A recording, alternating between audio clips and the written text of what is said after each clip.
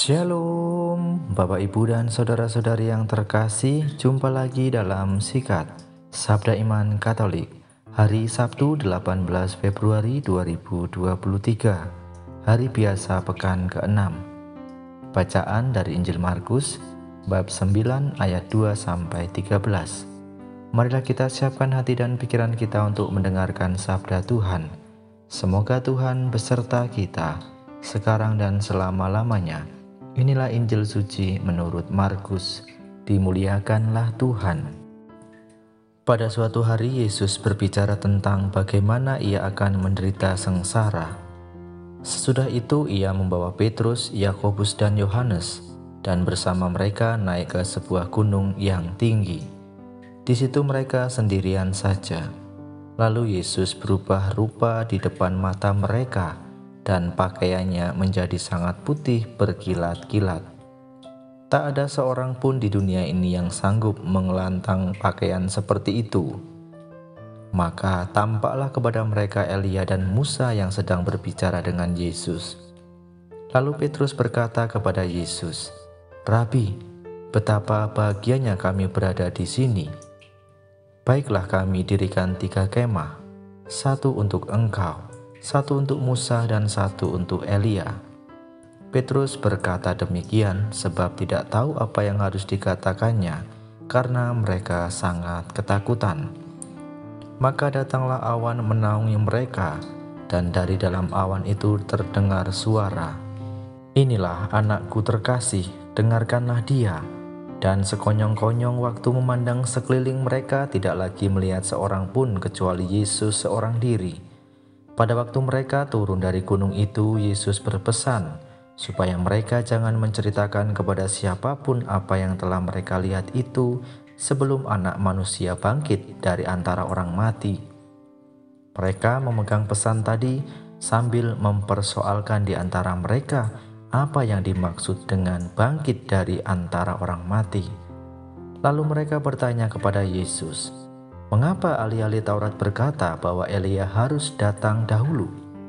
Yesus menjawab, "Memang Elia akan datang dahulu dan memulihkan segala sesuatu. Tetapi bagaimanakah halnya dengan Anak Manusia? Bagaimana tertulis bahwa ia akan banyak menderita dan akan dihinakan? Tetapi aku berkata kepadamu, memang Elia sudah datang dan orang memperlakukan dia menurut kehendak mereka sesuai dengan yang tertulis tentang dia." Demikianlah sabda Tuhan. Terpujilah Kristus. Bapak, Ibu, dan saudara-saudari yang terkasih, renungan hari ini akan dibawakan oleh Romo Jonathan Christian Munte SCY dari Yogyakarta. Selamat mendengarkan.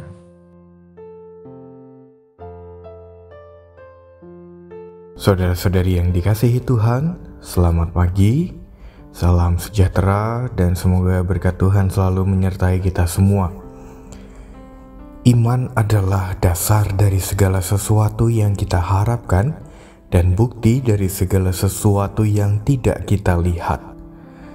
Saudara-saudari yang terkasih, mungkin kita baik untuk mengingat terlebih dahulu kapan atau pengalaman iman terakhir kali kita sungguh merasa terpesona, kita sungguh merasa terkagum-kagum dengan kehadiran Tuhan di dalam hidup kita. Romo ingin mengajak kita semua untuk melihat pengalaman kedua murid yang hari ini bersama dengan Yesus mengalami suatu pengalaman iman. Mereka menjadi saksi Yesus yang bertransfigurasi, berubah rupa di hadapan mereka, menampakkan kemuliaannya. Dan kedua murid tersebut sungguh mengalami suatu pengalaman iman di mana mereka merasa terkagum-kagum, merasa terpesona dengan kehadiran Allah pada saat itu. Saya pribadi, pengalaman ini sungguh menjadi kekuatan di dalam hidup saya, di mana saya sungguh merasa kagum, terpesona dengan kehadiran Tuhan ketika saya ditabiskan, dan terutama ketika rahmat tabisan itu bekerja dalam sakramen tobat, di mana melalui kuat kuasa Allah Dan juga rahmat tabisan itu saya dilayakkan dalam keberdosaan, dalam kelemahan saya, menjadi perantara rahmat keselamatan itu melalui pengampunan dosa yang saya berikan melalui berkat kepada mereka yang datang untuk mengaku dosa. Pengalaman itu senantiasa menjadi kekuatan karena pada saat yang bersamaan Allah menunjukkan dalam kemahakuasaannya Ia menjadikan segala sesuatu baik adanya, menjadikan segala sesuatu penuh rahmat-Nya, sehingga segala sesuatu juga boleh bekerja seturut dengan kehendak-Nya. Maka apa yang dialami oleh kedua murid dalam keterpesonaan kehadiran Yesus di hadapan mereka harusnya juga menjadi pengalaman iman kita.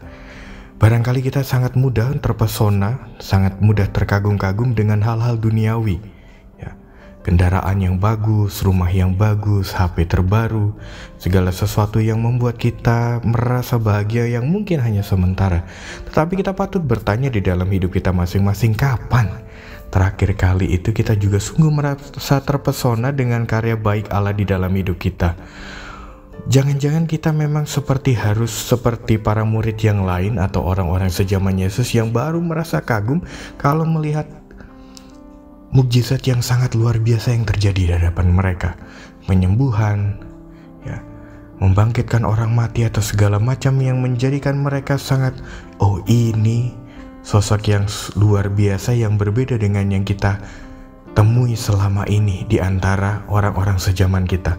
Maka kita patut bertanya dalam hidup kita, pengalaman-pengalaman hidup kita bersama Allah, pasti Allah itu akan senantiasa juga menunjukkan karya mulai dari hal-hal kecil. Apakah kita juga mau mensyukuri dan mengagumi karya keselamatan yang Allah tunjukkan itu di dalam hal-hal kecil tersebut? Atau jangan-jangan kita malah sekedar membiarkannya melewat begitu saja sehingga kita merasa kok Allah tidak menyertai hidup saya, kok tidak ada perbuatan ajaib yang Allah kerjakan di dalam hidup saya.